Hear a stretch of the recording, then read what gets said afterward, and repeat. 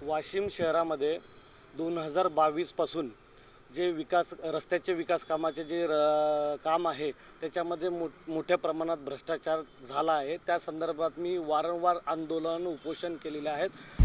आता isakal.com आहे देशातील नंबर 1 ची मराठी न्यूज वेबसाईट। प्रत्येक अपडेटसाठी isakal.com ला नक्की भेट द्या। त्या केल्यानंतर सुद्धा कुठल्याही प्रकारची कारवाई केली नाही।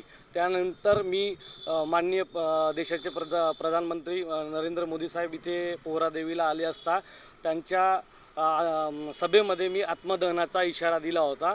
त्या दिवशी मला संबंधित पोलीस स्टेशननी इथे जमा केलं होतं आणि जमा केल्यानंतर सार्वजनिक उपविभाग दिनकर नागे जे अभियंता आहेत यांना बोलून हे आंदोलन मागे घेण्यासाठी मला प्रवृत्त करण्यासाठी पोलीस स्टेशननी प्रयत्न केलाय। पण त्यामध्ये असं निष्पन्न झालं की माझ्या नावाचं बनावट पत्र जे सार्वजनिक उपविभागाचे अभियंता आहेत दिनकर नागे यांनी तयार केलं आणि हे तिथे पोलीस स्टेशनमध्ये दाखवण्यात आलं। तेव्हा माझ्या हे प्रकरण लक्षात आलं।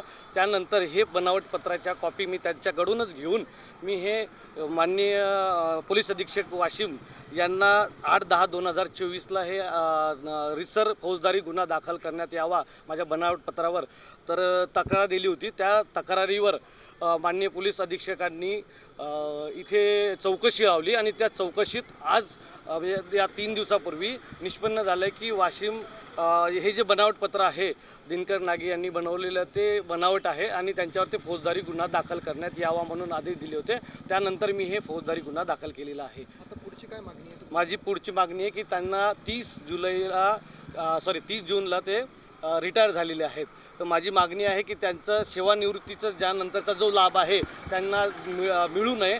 जोपर्यंत हे प्रकरण निकाली लागत नाही, फौजदारी केस निकाली लागत नाही, तोपर्यंत त्यांना कुठल्याही प्रकारचं मानधन देऊ नये। त्यासाठी मी हे याच्यानंतर पण आंदोलन करणार आहे आणि मंत्रालयात पण मी हे तक्रार केलेली आहे।